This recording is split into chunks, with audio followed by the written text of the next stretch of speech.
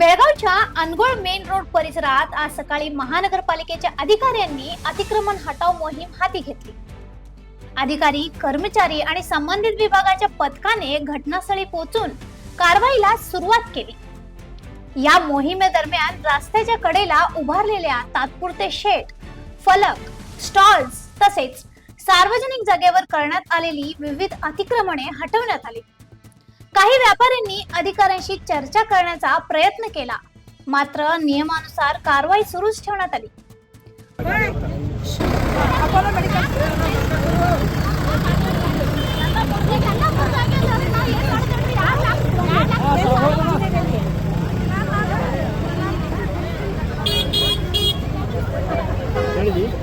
ಬರ್ತಾರಂತೀಗ ಅಲ್ಲೇ ನಾವಲ್ಲೇ ನಿಂತಿರ್ತೀವಿ, ವೇಟ್ ಮಾಡ್ತೀವಿ।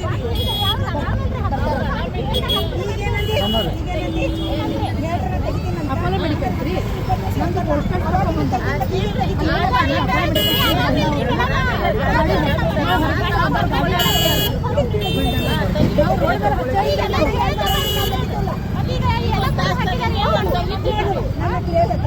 महानगरपालिकेने नागरिकांना सार्वजनिक रस्ते, फुटपाथ आणि सरकारी जागांवर अतिक्रमण न करण्याचे आवाहन केले आहे।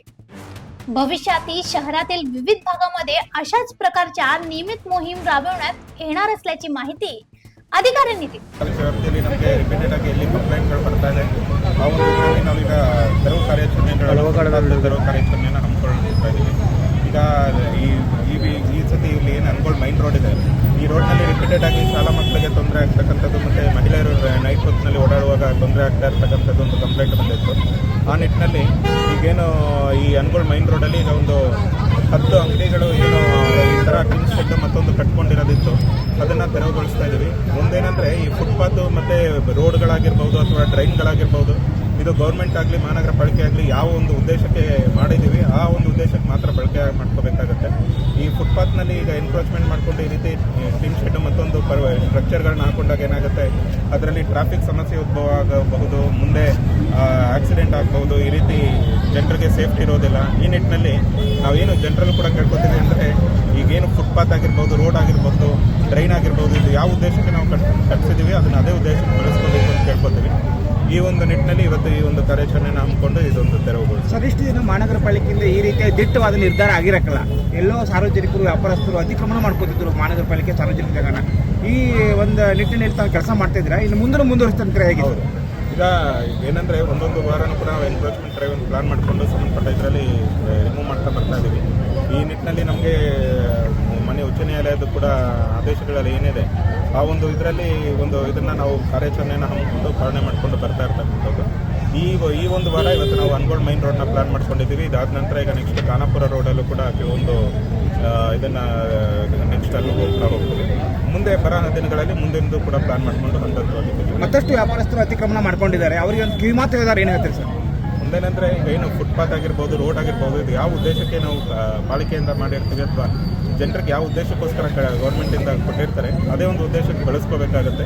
ಇದೊಂದು ಎಚ್ಚರಿಕೆ ಅಂತಲೂ ತಿಳ್ಕೊಬೋದು। ಏನು ಫುಟ್ಪಾತಲ್ಲಿ ಏನಿದೆ ಈ ರೀತಿ ಬ್ಲಾಕೇಜ್ಗಳನ್ನ ಮಾಡ್ಕೊಂಡಿರೋರು ತಾನೇ ತೆಗೆದುಕೋಬೇಕು ಅಂತ ಈ ಮೂಲಕ ಹೇಳ್ಬೇಕು। ಒಂದು ವೇಳೆ ತೆಗೆದುಕೊಯ್ತಿದ್ರೆ ಸ್ಪಾಟ್ಗೆ ಬಂದಾಗ ನಿರ್ದಾಕ್ಷಿಣ್ಯವಾಗಿ ಅದನ್ನು ಇದು ಮಾಡ್ತಿರಂತೆ ಸರ್।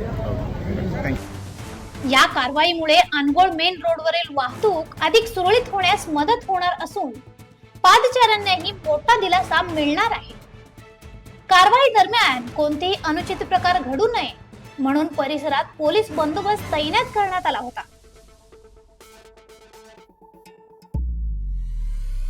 सध्या या अतिक्रमण हटाव मोहीमची शहरभर चर्चा सुरू असून येत्या काही दिवसातच इतर भागांमध्येही अशाच प्रकारची कारवाई होण्याची शक्यता व्यक्त केली जात आहे। अनगोळ मेन रोड परिसरातील वाहतूक कोंडी आणि सार्वजनिक जागेवरील अतिक्रमणावर आळा घालण्यासाठी महानगरपालिकेने आज ही मोठी कारवाई केली आहे। प्रशासनाने नागरिकांना नियमांचे पालन करण्याचे आवाहन करत भविष्यातही अशा मोहीम सातत्याने सुरू राहतील असा इशाराही दिला आहे। अशा आणखीन अपडेटसाठी फॉलो करा वाईस ऑफ पेनोग्रामला।